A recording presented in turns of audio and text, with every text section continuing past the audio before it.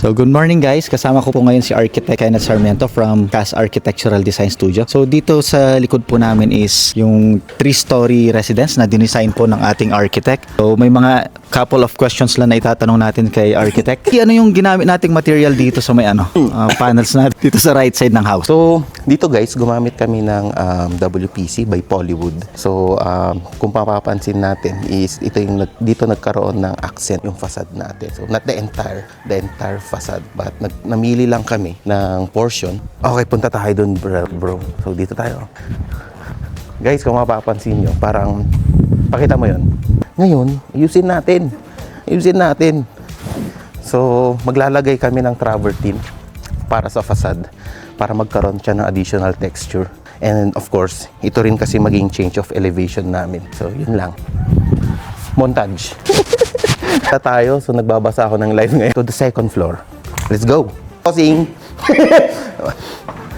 So guys, dito na tayo sa second floor. So dito, nag-integrate kami ng open plan concept. Ngayon is, pagod ako dun. Dito yung living area. So yung dinaanan natin kanina, yun yung secondary access going to the ground floor. Ngayon is, okay, game. Pagpapansin natin, may door ulit dito. So, camera, you show it to the camera? Yes. Ngayon, yan yung magiging main door natin. Living area, then, after nung living area, is dito naman nakalocate yung kitchen natin. So, kitchen natin, island, tapos dito naman nakalocate yung ating dining area. So, dining area facing the good view. Marami pang scaffolding. Kaya, medyo messy pa. Sorry, guys. So, yun.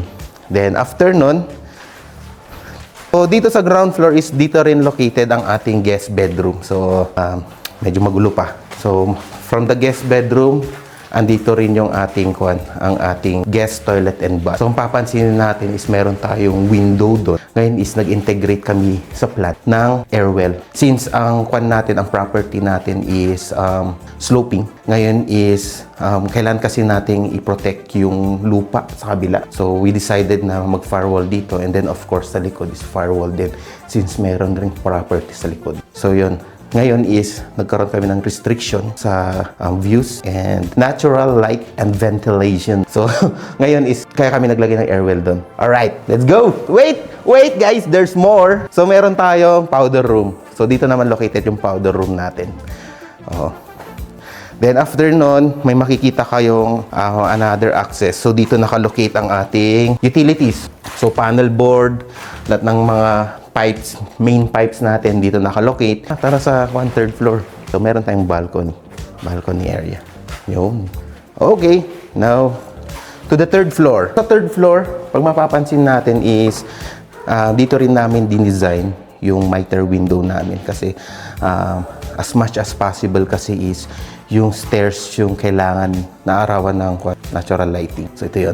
So, kung papansinin natin is may design tayo dun sa high ceiling. Small high ceiling. Tsaka dito sa stairs. So, andito na tayo sa family area. So, very open lang tayo. So, pagpapansinin natin is i-maximize natin yung view ng La Trinidad. Damn! Yun. So, dito. So, meron rin tayong balcony. May balcony rin tayo dito. Yan. Follow and like and subscribe sa first vlog ko. Dito natin makikita yung first bedroom ng kids. Ayan. Then, second bedroom. Dito. So, kindly disregard the soil. Soil behind. Ngayon is, okay. Ito, kung mapapansin nyo, room din siya. Pero may backstory to. Kasi basically, ito is supposedly, dito nakalocate yung common toilet and bath.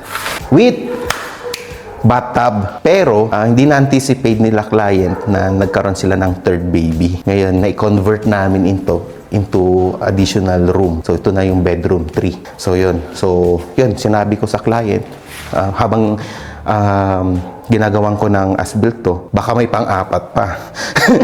Pasabihin mo na, client, para magawan ko ng kwarto yan. So, anyway, dito tayo. So, ito yung hallway natin going to the common bath. So, common bath, so basically is andito yung lavatory. And then, enclosed to, frosted glass. Kasi dito located yung water closet. And then, shower. So, in-enclose namin yung water closet and shower para magamit nila simultaneously yung lavatory. Pwedeng may gumamit na dalawang tao at the same time. Boom, yun. Tama, cameraman? Tama. So, pag-akyat yun ng second floor, dito located yung open below natin. So, kahit paano, kahit gan, ang liit ng space, since request ni client ng open below. Pero, kasi nasa taas na tayo kaya, tama. Kung nasa baba tayo, open above. Kung nasa third floor, open below. Woo! To the master bedroom. Master bedroom, so on your left, cameraman, is the walk-in closet. And then, dito tayo. Dito na yung nila. So, yung bed nila is So, hindi talaga yan yung pintura namin. Sample to. Oo, baka sabihin nyo, chapsuy yung So, from here, dito na rin located yung toilet and bath ng master. So, basically, hindi ako mag-outro kasi may update ko pa kayo. Tsaka ito yung raw vlog natin, guys. So, sa next na punta namin dito, malinis na. Ayusin ko na yung sarili ko para sa inyo. Peace!